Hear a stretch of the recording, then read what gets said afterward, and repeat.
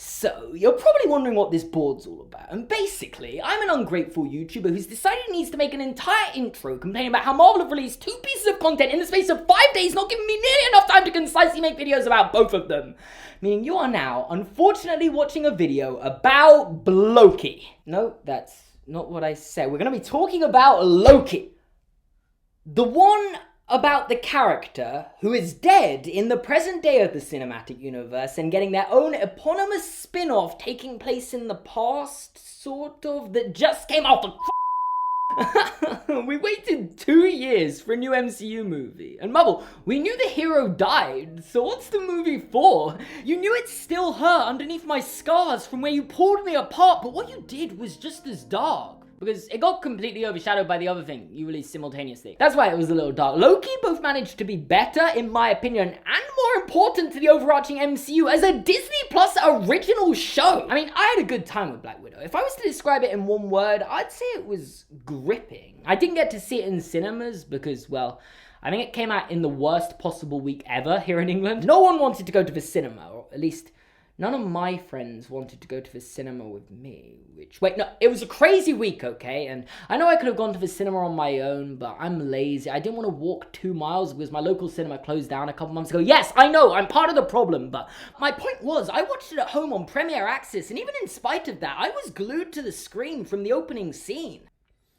Hey, that rhymed. The tone at the start felt so different to any other MCU movie, through to that opening credits scene, which in particular was shot like an over-dramatic expose documentary where you have like the home videotapes from the victims. It was creepy as hell, and I loved that. I was guessing one of the girls was probably Natasha, and to be honest, that was all I knew going in, so I might as well have just put on a random spy movie. And I mean, if this had just been a random spy movie, I'd have said this was a pretty good random spy movie, which I feel is a pretty important thing to put out there, because I've always thought in a kind of weird and self-indulgent way that MCU movies can often end up being more enjoyable for someone like me that's almost never picked up a comic in my life than someone who's really into their comics and is already invested and attached to their characters going in. Because, I don't know, they can find themselves getting let down when things don't happen the way they want to, or someone isn't the way they want to be, whereas I'm just kind of watching this and seeing this all unravel for the first time. Like, for me, all these moments from Tony Stark's parents actually being murdered by Hydra, and Bucky specifically in the movie, through to Thanos collecting all the Infinity Stones and killing half the universe, were completely mind-blowing when I saw them on screen, because I had no idea they were going to happen. And I was never let down by characters like the Mandarin in Iron Man 3, because I had no knowledge of what he was like in the comics, or even the Taskmaster in this. I genuinely thought she was a cool and intimidating villain. But I'm seeing some people compare this version of the character to Deadpool from X-Men Origins Wolverine, which, I mean, I can get why that's so disappointing to some people. I agree, it was probably a huge missed opportunity to get a better character, and I feel like I can personally relate this to my experience with the Harry Potter movies, because I grew up a huge fan of the books, and therefore always look at the movies and think, well, this isn't as good as it was in my head, but other people think they're like the greatest movies of all time, and I know it's not as simple as you either like the books and the comics, or you like the movies. I think the MCU, and Harry Potter for that fact, do very good jobs at balancing this by making things that can be enjoyed by both sides of this coin. But to bring it back to my kind of weird self-indulgent thought that these are almost more enjoyable for those who aren't as invested, now as someone who's 24 films deep, learning more about the lore and characters every year and becoming less of a young fan and more of a grumpy old man, which leaves me thinking, yeah, this movie's fun. I'm sure if it wasn't a Marvel movie, a load of people who claim they don't like it would be saying, people only watch superhero movies these days, and when an actual good movie comes out, you'll sleep on it. But it doesn't really do anything I haven't seen in an MCU movie before. It's just main character had something bad happen to them in their past and sets out to get revenge on the person who caused it all, with loads of explosions that are merely there to look cool. Don't worry, they won't hurt the good guys. Matter of fact, all that fire only really hurts bad guys, which is really helpful. And then ends with the classic main character has big fight with evil version of themselves, or, someone that can mimic their every move, and then the good guy wins because of righteousness. Which I don't even know if that works in this game. Natasha actively tried to murder her as a kid. Which, is that subversive? No, I'm sorry, I genuinely can't look past Natasha literally killing an innocent girl as collateral. I mean, it isn't completely out of the realm of things she could have done. I wouldn't say this is a character assassination. I mean, she is an assassin herself, and it's probably taken loads of innocent lives. Can you character assassinate an assassin character? I'm asking. And while she clearly does regret this, views it as one of, if not the worst thing she's ever done, which actually, I know I'm in the middle of criticizing the MCU right now, but can I just praise them again for a second? Because Kevin Feige needs to be protected at all costs. Like, I think he's an actual genius. I can't stress how easy it would be to have massive plot holes and inconsistencies in a big franchise like this. And the MCU isn't perfect by any means, but the fact the basis of the Taskmaster storyline from this movie was referenced in 2012? Can you wipe out that much red?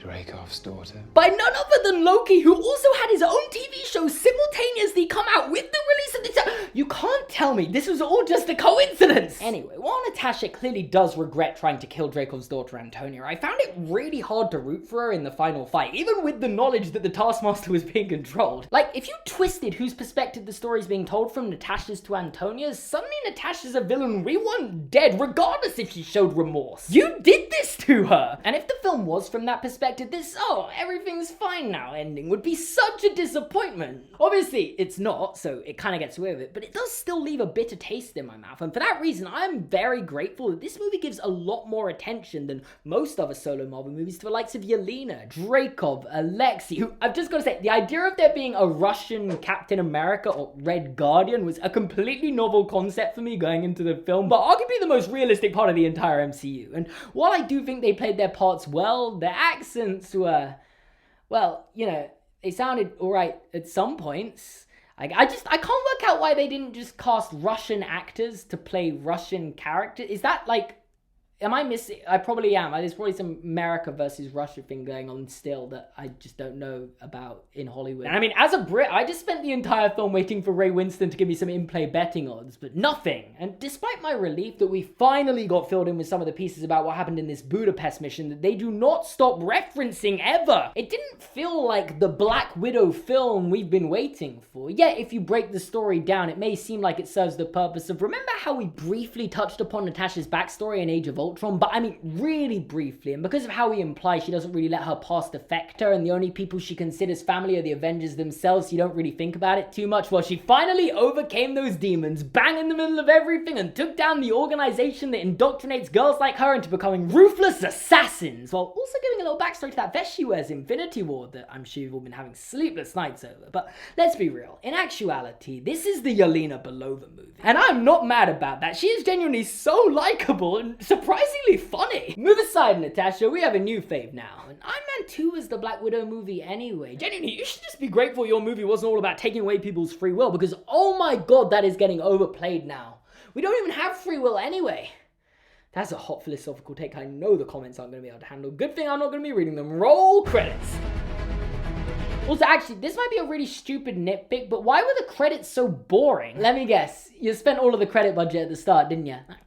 It's fine. Like, this might be a really weird thing to come off with, but I genuinely believe a good credits makes a movie so much better. I get emotional just watching Phase 3 movies' credits. Like, I wasn't even the biggest fan of Black Panther when it came out into cinemas, but when the credits start rolling, this may be the night that my dreams might let me know all the stars are closer, all the stars are it's nice to feel something.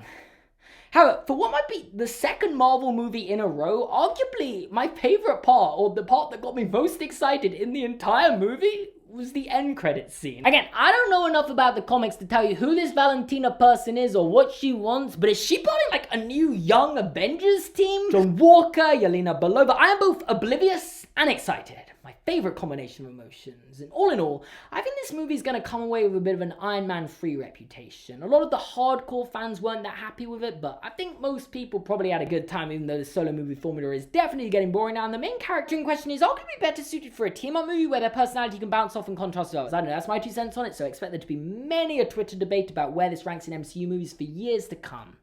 Or don't. I can't actually predict the future, contrary to popular belief. I, like you, just have to live my life trying to stick to my role in the sacred timeline, hoping I don't step out of line! Where am I don't know why I'm asking you. Like, can we just, like, spawn a character to expect... What did I do? You have caused the Nexus event, breaching your role in the sacred timeline by referencing Marvel's Loki show countless times throughout this video. I wouldn't say count, like 4. It was enough, meaning everyone watching this video has been marked and must be eternally punished by being stuck in a never-ending Seamus Gorman video loop where they must go and watch your video about the Loki show that was released at the same time as this video and currently clickable on screen, and that video will then have a link to this video, and then they will go and watch this video again and that video again forever. Well, sorry about that. Thanks for watching. Make sure to like and subscribe.